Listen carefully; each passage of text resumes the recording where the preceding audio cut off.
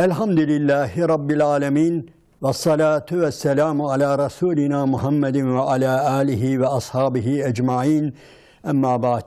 Allah'ın selamı, rahmeti, bereketi üzerinize olsun aziz ve muhterem izleyenlerim. Nebe suresi, Amme suresi üzerinde sohbet ediyoruz ve son ayetlere geldik sayılır.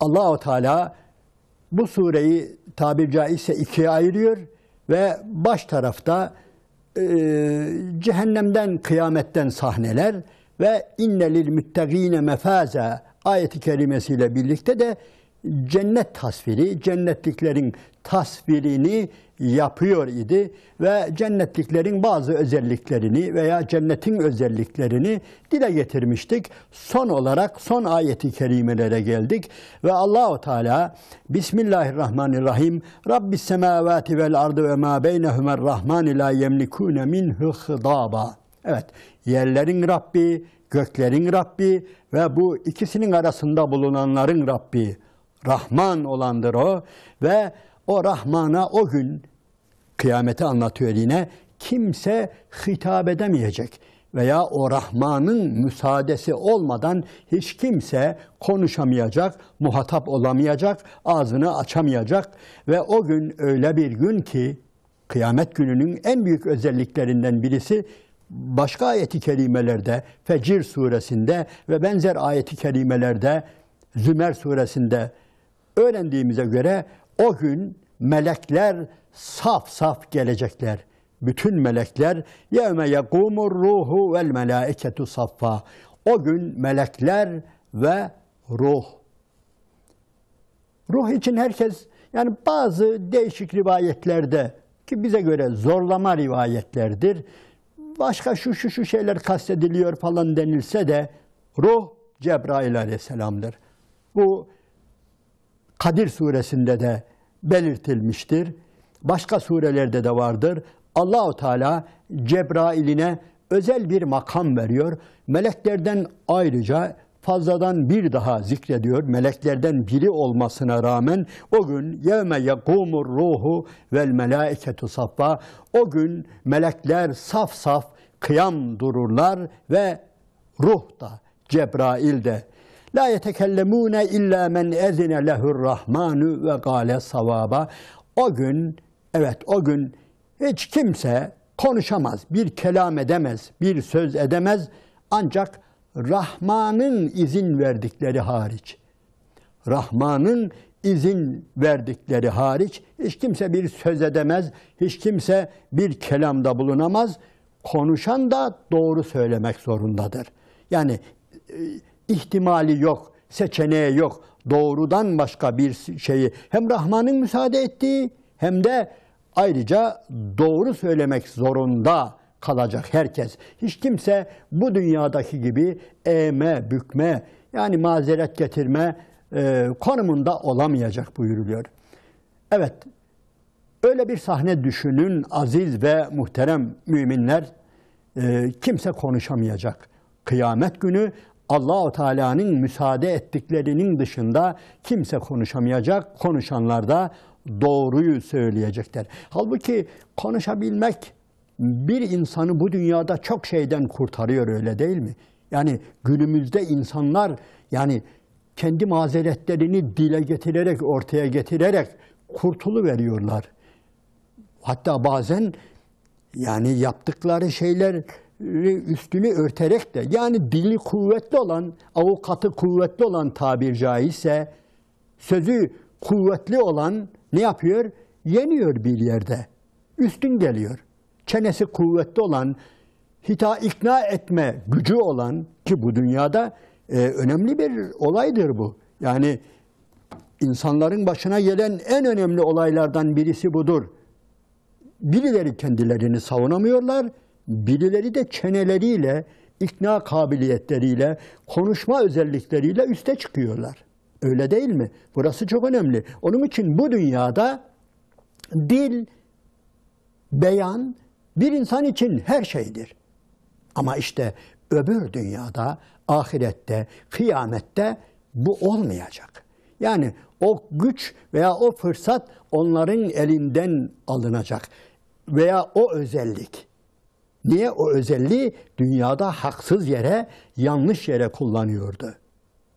Hatta Hazreti Davud'la ilgili bir kıssada da ve azzeni fil hitap, yani biri birisine Hazreti Davud'a şikayet ederken işte bu diyor çenesiyle, konuşma kabiliyetiyle, ikna gücüyle beni yeniyor diyor. Demek ki bu dünyada insanların evet en önemli özelliklerinden birisi neymiş?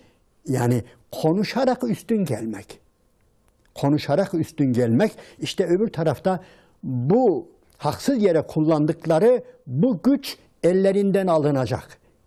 İnsanlar ya konuşamayacaklar, konuşan da doğru olmaktan başka hiçbir şey söyleyemeyecek buyuruyor Allahu Teala. Zalikel yevmül hak. Böyle bir gün var ya, hak bir gündür ha. Bugün gelecek. Aziz ve muhterem izleyenlerim, aradan epey vakit geçti ama hatırlayın bu surenin, yani Amme suresinin, Nebe suresinin baş tarafına dönelim. Bu sure öyle başlıyordu. Amme yetesâelûne anin nebe'il azim ellezî hum fîhî muhtelifun. Yani onlar neyden soruyorlar? Hangi şeyi gündem yaptılar kendilerine de yani onu soruşturuyorlar. Ne? Kıyamet. Evet, bu sure kıyamet, insanların gündeminde o zaman kıyamet vardı. Tabii Efendimiz Aleyhisselatü Vesselam gündemlerine sokmuştu. Dirileceksiniz. Yaptıklarınızın hesabını bir bir vereceksiniz diye ve toz toprak olsanız da yani Allah-u Teala sizi diriltecek diye bir iddiada bulunmuş bir peygamber olarak ve insanlar bunu tartışıyordu. Ve Allah-u Teala da bunu tekrar Sure-i Celilesinde, bu Amme suresinde, Nebe suresinde gündem yaptı ve dikkat edin, surenin başı kıyamet, sonu da kıyamet. Sonunda hem de öyle sadece ispat etme değil, evet bugün haktır ha, zalikel yevmül hak. Böyle bir gün kesinlikle ama mutlaka kesinlikle gelecektir, tahakkuk edecektir. Yani siz istediğiniz kadar inkar edin, istediğiniz kadar yorumlamaya çalışın. Böyle bir gün gelecek.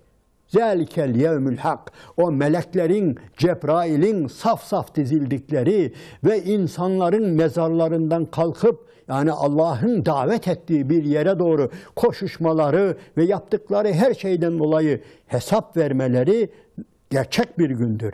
Öyle bir gün ki yani biliyorsunuz başka surelerde Allah-u Teala yani insanları konuşturmayacak ama yine sadece başkalarını değil, bu defa insanların ağzını konuşturmayacak. Başka yerlerini konuşturacak biliyorsunuz. Yani Yasin suresinde vardır, başka surelerde vardır. Nedir? El yevme nehtimu ala efvahihim. O gün onların ağızlarına mühür vurulacak.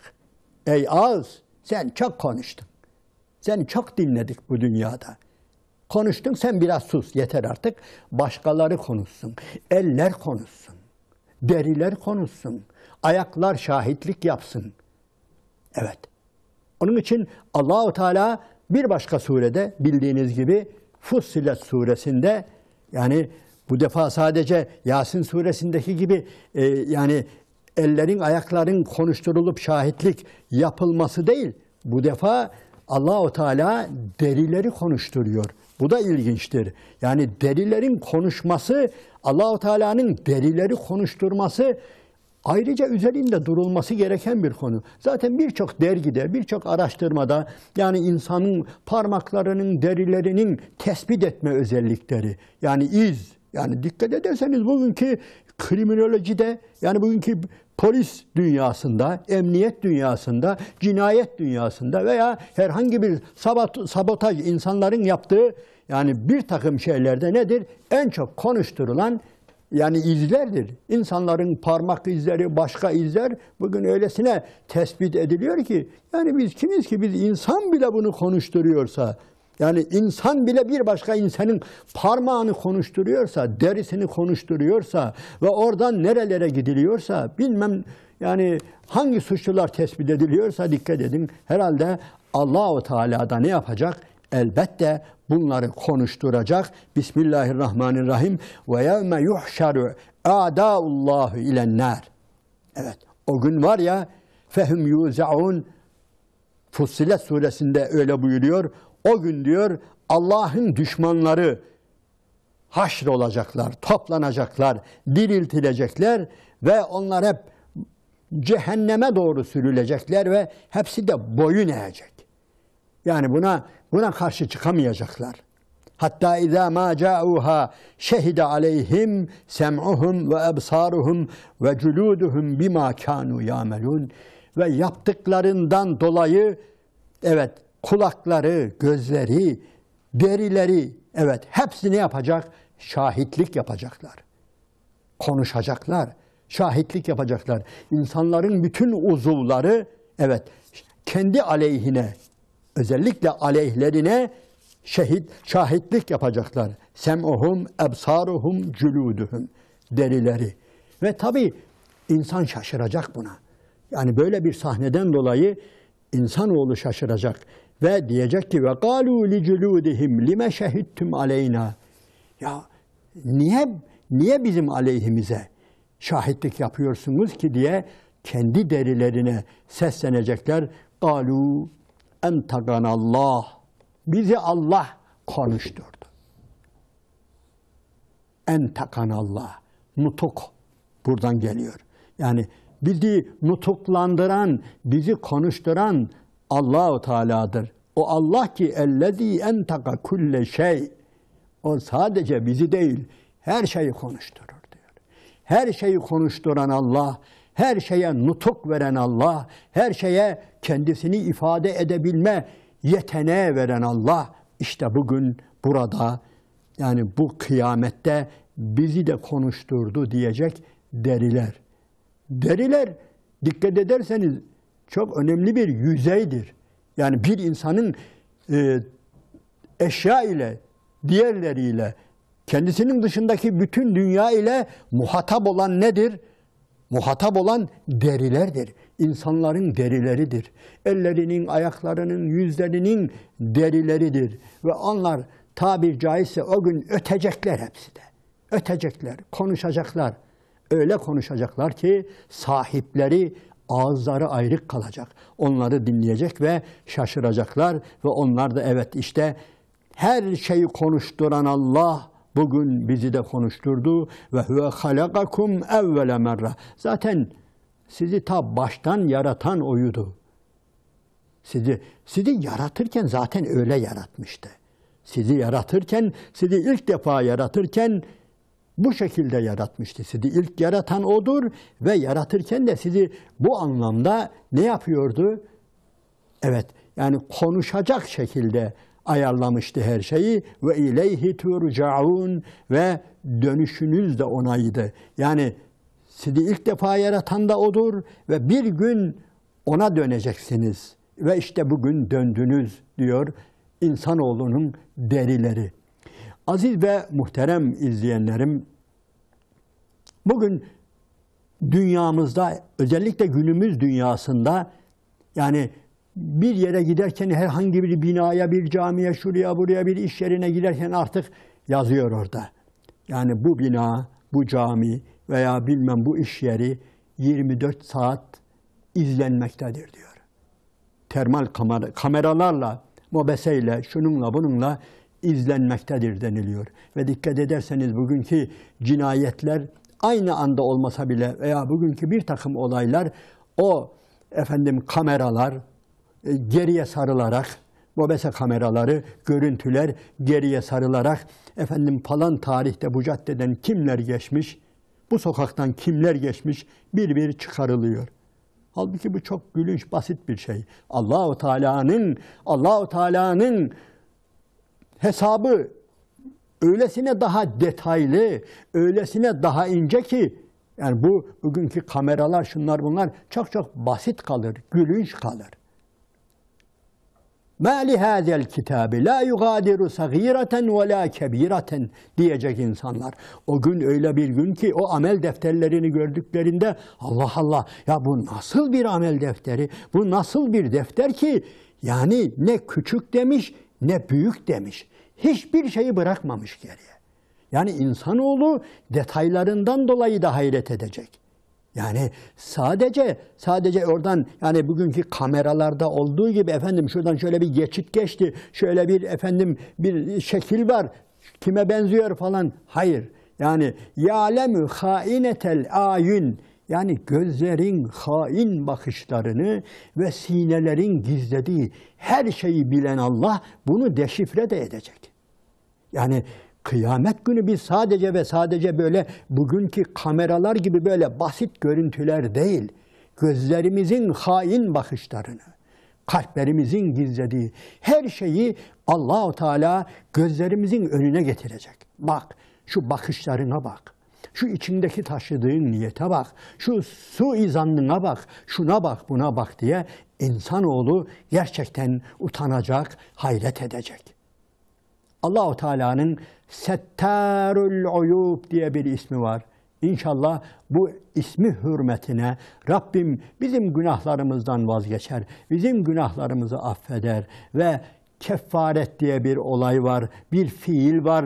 Keffere anhum, yani onların günahlarını örttü, üzerini kapattı dediği kullarından eyler. İnşallah bizleri de rezil ve rüsvay olmayız.